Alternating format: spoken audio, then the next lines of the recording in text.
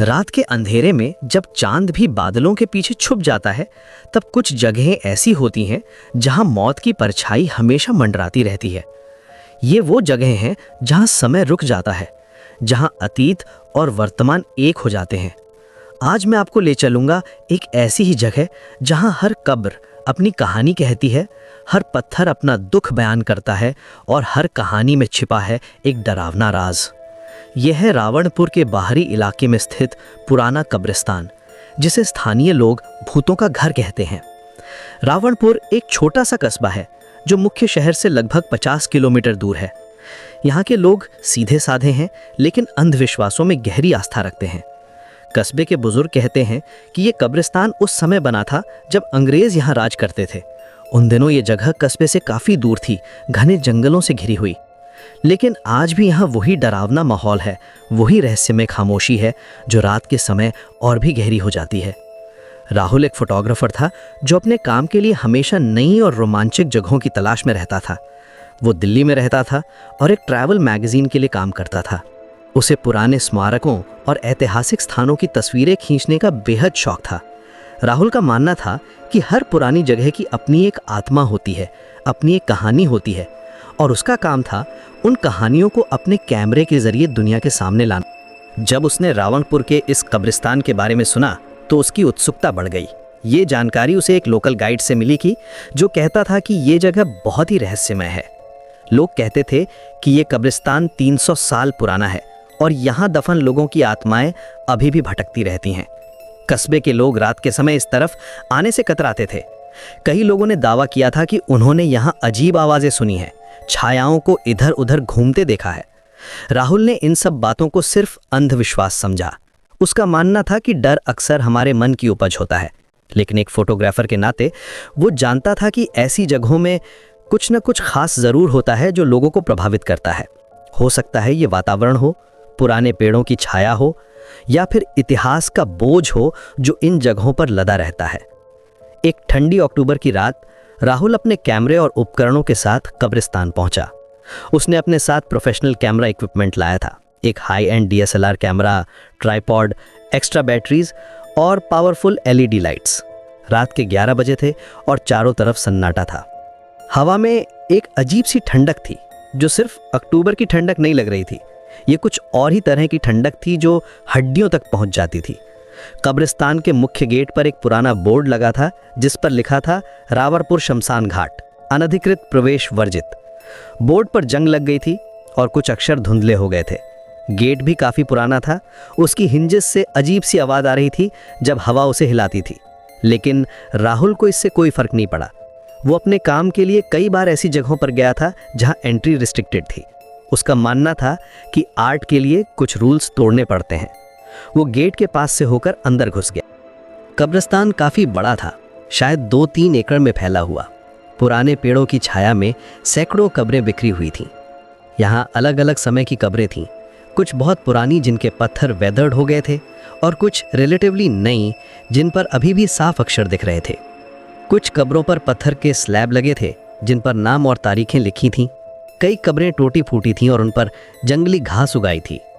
कुछ जगह तो सिर्फ मिट्टी के टीले दिख रहे थे, जिससे पता चलता था कि यहाँ कोई दफन है। राहुल ने अपना कैमरा निकाला और तस्वीरें खींचना शुरू किया। फ्लैश की रोशनी में कब्रों के पत्थर डरावने लग रहे थे। हर फ्लैश के साथ शेडोज अजीब शेप्स बनाती थीं जो 1 सेकंड के लिए दिखती थीं और फिर गायब हो जाती थीं। राहुल ने कई एंगल से फोटोज ली। उसे लगा कि यहाँ का एटमॉस्फेयर बहुत ही यूनिक है। पुराने पेड़, टूटे हुए टूमस्टोन्स और मूनलाइट का कॉम्बिनेशन एक परफेक्ट गॉथिक सेटिंग बना रहा था। जैसे ही राहुल कब्रिस्तान के बीच में पहुंचा, उसे एक अजीब सी आवाज़ सुनाई दी। ये आवाज़ किसी की रोने जैसी थी, लेकिन बहुत धीमी और दूर से आ रही थी। आवाज़ में एक अजीब सा दर्द था, जैसे कोई बहुत गहरी पीड़ा में हो। राहुल ने चारों तरफ देखा, लेकिन कोई नज़र नहीं आया। उसने सोचा कि शायद ये हवा की आवाज़ है या फिर कोई जानवर होगा।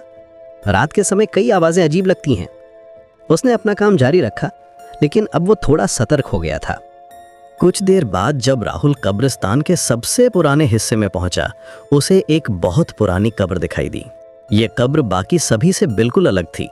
इसके ऊपर एक बड़ा काला पत्थर लगा था जो ग्रेनाइट का लगता था। पत्थर पर कुछ अजीब से निशान बने थे जो किसी भाषा के अक्षर नहीं लग रहे थे। ये सिंबल्स थे जो शायद किसी रिचुअल का हिस्सा रहे होंगे। कब्र के चारों तरफ मिट्टी धंसी हुई थी, जैसे कि अंदर से कोई चीज बाहर निकलने की कोशिश कर रही हो, या फिर बारिश और समय के कारण मिट्टी सेटल हो गई हो। राहुल ने पास जाकर देखा तो पाया कि ये कोई नॉर्मल राइटिंग नहीं बल्कि कुछ मिस्टीरियस सिंबल्स थे। उसने अपनी आर्कियोलॉजी की थोड़ी सी नॉलेज का इस्तेमाल करते हुए सोचा कि ये शायद किसी एंशिएंट रिचुअल के सिंबल्स हैं। भारत में कई जगह ऐसे सिंबल्स मिलते हैं जो तांत्रिक प्रैक्टिस से जुड़े होते हैं। कब्र के आसपास का एरिया भी अलग लग रहा था। यहाँ घास नहीं उगी थी, मिट्टी का रंग भी थोड़ा अलग था। राहुल ने इस कब्र की कई तस्वीरें खींची। उसने डिफरेंट एंगल से डिफरेंट लाइटिंग में फोटोज लीं। जब वो अपनी कैमरा की LCD स्क्रीन पर तस्वीरें देख रहा था तो उसे एक अजीब बात नजर आई। हर तस्वीर में कब्र के पास एक धुंधली सी आकृति दिख रही थी जो एक इंसान जैसी लग रही थी। ये फिगर हर फोटो में अलग पोजीशन में था, जैसे कि मूव कर रहा हो। लेकिन जब राहुल ने अपनी आंखों से देखा तो वहां कुछ भी नहीं था। उसने सोचा कि शायद ये कैमरा की कोई टेक्निकल प्रॉब्लम है या फिर डस्ट पार्टिकल्स हैं जो फ्लैश में दिख रहे हैं। अचानक राहुल के पीछे से किसी ने उसका नाम पुकारा, राहुल, राहुल। आवाज बहुत धीमी और कांपती हुई थी। यह आवाज एक औरत की लग रही थी, लेकिन इसमें कुछ अजीब सा था, जैसे कि आवाज बहुत दूर से आ रही हो या फिर कोई एको हो। राहुल ने तुरंत पीछे मुड़कर देखा, लेकिन वहां कोई नहीं था। उसका दिल तेजी से धड़कने लगा। अब तक वो कॉन्फिडेंट था कि यहाँ कुछ खास नहीं है, लेकिन अब उसे लगने लगा कि शायद लोकल लोग सच कह रहे थे। राहुल ने अपने आप को काम करने की कोशिश की। उसने सोचा कि हो सकता है कोई लोकल पर्सन हो जो उसे देखकर डराने की कोशिश कर रहा हो, या फिर हो सकता है कि उसका इमेजिनेशन ओवर एक्टिव हो गया हो। लेकिन फिर उसे याद आया कि उसने अपना नाम किसी को नहीं बताया था, तो फिर कोई उसका नाम कैसे जानता था? ये सवाल उसे परेशान करने लगा। वो समझ गया कि यहाँ कुछ गड़बड़ है, लेकिन उसकी जिज्ञासा और प्रोफेशनल कमिटमेंट उसे वापस जाने नहीं दे रही थी। राहुल ने फैसला किया कि वो इस रहस्यमय कब्र के बारे में और जानकारी हासिल करेगा। उसने अपने फ़ोन की टॉर्च जलाई और कब्र के पत्थर को ध्यान से देखा। मोबाइल की लाइट में सिंबल्स और भी क्लियर दिख रहे थे। ये डेफिनेटली किसी एंशिएंट स्क्रिप्ट के लग रहे थे।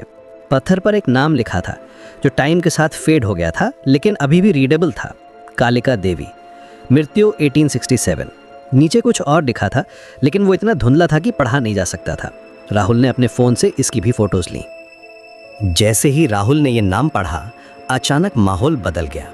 हवा तेज हो गई जो पहले बिल्कुल शांत थी। पेड़ों की पत्तियां जोर से हिलने लगीं और एक अजीब सी ठंडक महसूस हुई। ये ठंडक नेचुरल नहीं लग रही थी। ये ऐसी थी जैसे कि कोई आइस कोल्ड प्रेजेंस पास आ गई हो। राहुल के कैमरे की बैटरी अचानक खत्म हो गई, जबकि वो अभी अभी फुली चार्ज था। उसका फोन भी वार्निंग दे रहा था कि बैटरी लो है, जो कुछ मिनट्स पहले 80% था। अब वो पूरी तरह से अंधेरे में था, सिर्फ चांद की धुंधली रोशनी के सहारे। डर के मारे राहुल की सांस तेज हो गई। उसे लगा कि जैसे कोई उसे ऑब्जर्व कर रहा है। हवा में एक अजीब सा टेंशन था, जैसे कि कुछ होने वाला है। वो जल्दी से अपने बैग से बैकअप टॉर्च निकालने की कोशिश कर रहा था, तभी उसे लगा कि कोई उसे देख रहा है। ये फीलिंग बहुत स्ट्रांग थी, जैसे कि कोई उसके बिल्कुल पास खड़ा हो। उसने धीरे से सिर उठाया और देखा कि कब्र के पास एक औरत खड़ी है। वो सफ़ेद साड़ी पहने हुए थी जो हवा में हिल रही थी। लेकिन अजीब बात यह थी कि साड़ी की मूवमेंट हवा के डायरेक्शन के अकॉर्डिंग नहीं थी। उसके बाल बिखरे हुए थे और फेस तक आ रहे थे। उसका चेहरा साफ नजर नहीं आ रहा था, शैडोज की वजह से, लेकिन उसकी आंखें साफ दिख रही थीं और वे लाल रंग में चमक रही थीं। ये नेचुरल आंखों की चमक नहीं थी, बल्कि कुछ और ही था, जैसे कि अंदर से कोई फायर जल रही हो। राहुल की चीख निकल गई। उसकी आवाज कब्रिस्तान की खामोशी को चीरती हुई निकली। वो तुरंत उठकर भागने की कोशिश की, लेकिन उसके पैर जमीन में धंस गए। जब उसने नीचे देखा तो पाया कि वो किसी कब्र के ऊपर खड़ा है और मिट्टी उसके पैरों को अंदर खींच रही है। ये क्विक सैंड जैसा फील हो रहा था, लेकिन यहाँ कोई सैंड नहीं था, सिर्फ नॉर्मल मिट्टी थी। वो जितना निकलने की कोशिश करता उतना ही अंदर धंसता जाता। मिट्टी जैसे अलाइव हो गई हो और उसे अपने अंदर खींच रही हो। मुझे छोड़ दो, राहुल चिल्लाया। उसकी आवाज़ डेस्परेट थी, पैनिक से भरी हुई। लेकिन उसकी आवाज कब्रिस्तान की दीवारों से टकराकर एको बनकर वापस आ रही थी, जैसे कि यह जगह उसकी हेल्पलेसनेस का मजाक उड़ा रही हो। वो औरत धीरे धीरे उसके पास आ रही थी। उसकी मूवमेंट नेचुरल नहीं लग रही थी, जैसे कि वो ग्राउंड पर वॉक नहीं कर रही बल्कि फ्लोट कर रही हो। अब राहुल उसका चेहरा साफ देख सकता था। उसकी आंखें गहरे गड्ढों में धंसी हुई थीं, स्किन पेल और स्ट्रेच्ड लग रही थी और उसके मुंह से काला लिक्विड बह रहा था जो ब्लड की तरह लग रहा था, लेकिन उससे भी गहरा था। तुमने मेरी नींद क्यों तोड़ी? औरत ने कहा। उसकी आवाज ऐसी थी जैसे कई आवाजें एक साथ बोल रही हों। ये एको इफेक्ट नेचुरल नहीं था, बल्कि जैसे कि मल्टीपल वॉइसेस ओवरलैप कर रही हों। आवाज में दर्द था, गुस्सा था और कुछ ऐसा जो सेंचुरीज के लोनलीनेस को रिफ्लेक्ट करता था। मैं 300 साल से यहां शांति से सो रही थी और तुमने मुझे जगा दिया। तुमने मेरी प्राइवेसी डिस्टर्ब की है, मेरे रेस्ट को तोड़ा है। राहुल समझ गया कि ये कालिका देवी की आत्मा है। अब उसके पैर नीच तक धंस गए थे और वो हेल्पलेसली स्ट्रगल कर रहा था। उसने कांपती आवाज में कहा, मैं सिर्फ तस्वीरें खींच रहा था। मैंने जानबूझकर आपको परेशान नहीं किया। मुझे नहीं पता था कि आप यहाँ हैं। मैं एक फोटोग्राफर हूँ, मैं सिर्फ अपना काम कर रहा था। कालिका देवी हंसी। उसकी हंसी इतनी डरावनी थी कि राहुल के रोंगटे खड़े हो गए। ये हंसी में कोई खुशी नहीं थी, बल्कि बिटर आयरनी था, सेंचुरीज का एक्यूमुलेटेड पेन था। तस्वीरें? उसने कहा और उसकी आवाज में मौकरी था। तुम मेरी तस्वीर खींचना चाहते हो? तुम मेरे दुख को कैप्चर करना चाहते हो? तो फिर मैं तुम्हें हमेशा के लिए अपने साथ रख लूंगी। तुम मेरे साथ यहीं रहोगे, इस मिट्टी के नीचे, और हमेशा मेरी कंपनी करोगे। राहुल के पैर अब वेस्ट तक धंस गए थे। वो बेहद डरा हुआ था। उसकी ब्रीदिंग हैवी हो गई थी, लेकिन उसने अपनी सारी हिम्मत जुटाई और कहा, कृपया मुझे माफ़ कर दीजिए। मैं यहाँ से चला जाऊँगा और कभी वापस नहीं आऊँगा। मैं आपको डिस्टर्ब नहीं करूँगा। प्लीज़ मुझे एक चांस दीजिए। कालिका देवी ने अपना हाथ राहुल के चेहरे के पास लाया। उसकी उंगलियां बर्फ की तरह ठंडी थीं और जब वे राहुल की स्किन के पास आई तो उसे लगा जैसे कि आइस क्यूब्स टच कर रहे हों। उसकी टच में कोई वार्मथ नहीं थी, कोई लाइफ नहीं थी। माफ़ी? उसने कहा और उसकी आवाज़ में डीप सैडनेस थी। जो लोग मेरी नींद तोड़ते हैं उन्हें माफ़ी नहीं मिलती। 300 साल से कोई मुझसे बात करने नहीं आया। 300 साल से मैं अकेली हूँ। लेकिन हाँ, मैं तुम्हें एक मौका दे सकती हूँ। क्या मौका? राहुल ने पूछा। उसकी आवाज में होप और डेस्परेशन दोनों थी। तुम्हें 3 सवालों के जवाब देने होंगे, कालिका देवी ने कहा। उसकी आंखों में एक अजीब सी चमक आई, जैसे कि वो कोई गेम खेल रही हो। अगर तुमने सही जवाब दिए तो मैं तुम्हें जाने दूंगी। तुम अपने लाइफ में वापस जा सकते हो। लेकिन अगर एक भी जवाब गलत हुआ तो तुम हमेशा के लिए यहीं रह जाओगे। तुम मेरे साथ इस मिट्टी के नीचे दफन हो जाओगे और तुम्हारी आत्मा भी यहीं भटकती रहेगी। राहुल के पास कोई और विकल्प नहीं था। ये उसकी जिंदगी और मौत का सवाल था। उसने हामी भर दी। ठीक है, मैं तैयार हूं। आप सवाल पूछिए। कालिका देवी ने पहला सवाल पूछा। मैं कौन हूं और मैं यहां क्यों दफन हूं? उसकी आवाज में चैलेंज था, जैसे कि वो देखना चाहती हो कि राहुल कितना ऑब्जर्व करता है। राहुल ने कब्र पर लिखा नाम याद किया और कहा, आप कालिका देवी हैं और आप 1867 में मरी थीं। उसने केयरफुली जवाब दिया क्योंकि वो जानता था कि एक भी गलती उसकी जान ले सकती है। सही जवाब, कालिका देवी ने कहा और उसकी आवाज में थोड़ी सी अप्रूवल थी। लेकिन ये आसान था। अब दूसरा सवाल, मैं कैसे मरी थी? उसकी आंखों में अब पेन का एक्सप्रेशन था, जैसे कि ये क्वेश्चन उसके लिए बहुत पेनफुल हो। ये सवाल मुश्किल था। राहुल के पास कोई डायरेक्ट इन्फॉर्मेशन नहीं थी। उसने कब्र के चारों तरफ देखा और उन अजीब सिंबल्स को याद किया। उसने अपनी जनरल नॉलेज का इस्तेमाल करते हुए सोचा कि उस टाइम पीरियड में औरतों के साथ क्या होता था। उसने अनुमान लगाया कि आपको जिंदा जलाया गया था। कालिका देवी की आंखें और भी लाल हो गईं। उसके चेहरे पर गुस्सा और दुख का एक्सप्रेशन आया।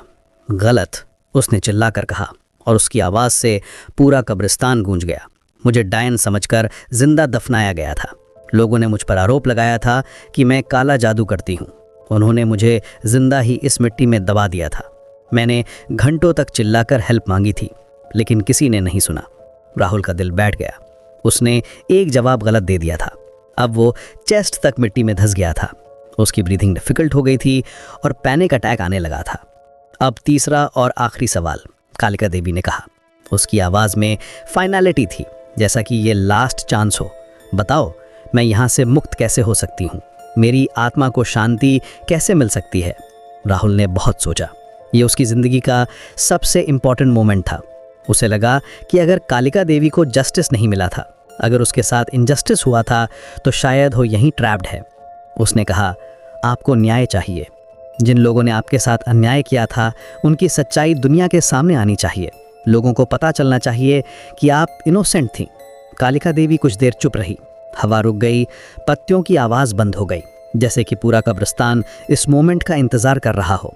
फिर उसने कहा, तुमने सही कहा। मैं 300 साल से इसी न्याय का इंतज़ार कर रही हूँ, लेकिन अब कोई जिंदा नहीं है जो मेरी सच्चाई बता सके। वे सब लोग मर गए जिन्होंने मेरे साथ ये अन्याय किया था। राहुल को एक आइडिया आया। उसने कहा, मैं आपकी कहानी दुनिया को बताऊंगा। मैं एक फोटोग्राफर हूँ और मेरे पास बहुत से लोगों तक पहुँचने का जरिया है। मैं आपकी स्टोरी को डॉक्यूमेंट करूँगा, लोगों को बताऊँगा कि आपके साथ क्या हुआ था। कालिका देवी ने राहुल को गौर से देखा। उसकी आंखों में अब होप की एक छोटी सी किरण दिखी। तुम सच कह रहे हो? तुम वाकई मेरी कहानी लोगों को बताओगे? हाँ, राहुल ने पूरी सिंसियरिटी के साथ कहा। मैं वादा करता हूँ कि मैं आपकी कहानी सबको बताऊँगा।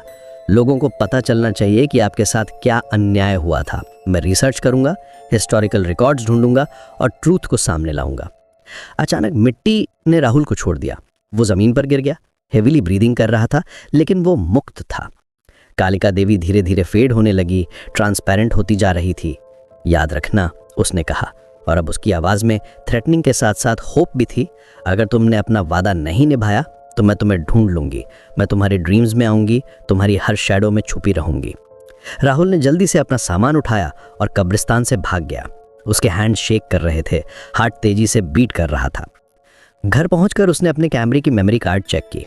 सभी फोटोज वहां थी और हर फोटो में कालिका देवी की फिगर साफ दिख रही थी। ये प्रूफ था कि जो कुछ भी हुआ था वो रियल था। अगले दिन राहुल ने लोकल हिस्टोरियन से कांटेक्ट किया। उसने लाइब्रेरीज में रिसर्च की, ओल्ड रिकॉर्ड्स ढूंढे।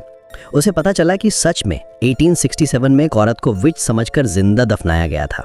उसका नाम कालिका था और वो एक हर्बल हीलर थी जो जड़ी बूटियों से लोगों का इलाज करती थी।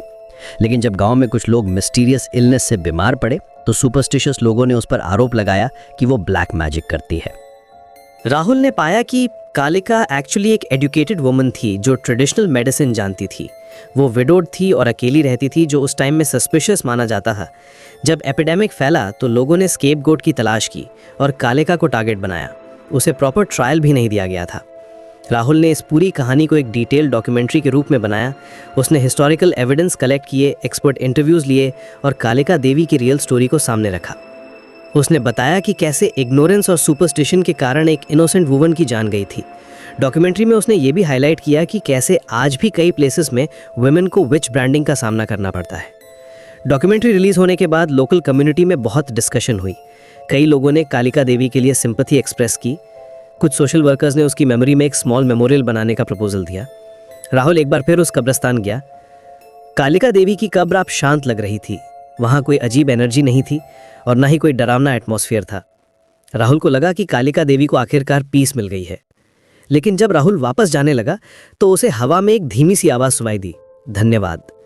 ये कालिका देवी की आवाज़ थी, लेकिन इस बार वो डरावनी नहीं बल्कि शांत और ग्रेटफुल लग रही थी। आवाज़ में सेटिस्फैक्शन था, जैसे कि फाइनली उसे वो मिल गया था जिसकी वो सेंचुरीज से तलाश कर रही थी। राहुल मुस्कुराया और कब्रिस्तान से चला गया। उसे पता था कि उसने न सिर्फ अपनी जान बचाई है बल्कि एक टॉर्मेंटेड सोल को भी लिबरेशन दिलाई है। ये रात उसके लिए सबसे डरावनी थी, लेकिन साथ ही सबसे मीनिंगफुल भी। उसने सीखा था कि कभी कभी हमारा रिस्पॉन्सिबिलिटी सिर्फ अपने तक सीमित नहीं होती, बल्कि उन लोगों के लिए भी होती है जो अपनी आवाज़ नहीं उठा सकते। आज भी जब राहुल उस एरिया से गुजरता है तो वो कालिका देवी की कब्र पर फ्लावर्स चढ़ाता है। उसने एक स्मॉल प्लैक भी लगवाया है जिस पर लिखा है कालिका देवी, एक निर्दोष महिला जिसे अन्याय का शिकार होना पड़ा। वो जानता है कि कभी कभी मौत के बाद भी जस्टिस की तलाश जारी रहती है और हमारा ड्यूटी है कि हम उन वॉइसेस को सुने जो सेंचुरीज से साइलेंट हैं। ये कहानी हमें सिखाती है कि अंधविश्वास कितना डेंजरस हो सकता है और कैसे फियर और इग्नोरेंस के कारण इनोसेंट लोगों को सफ़र करना पड़ता है। कालिका देवी की आत्मा को पीस तब मिली जब उसकी ट्रूथ दुनिया के सामने आई। ये भी दिखाता है कि कभी-कभी डेड लोग लिविंग लोगों से ज़्यादा जस्टिस के लिए डिस्परेट होते हैं।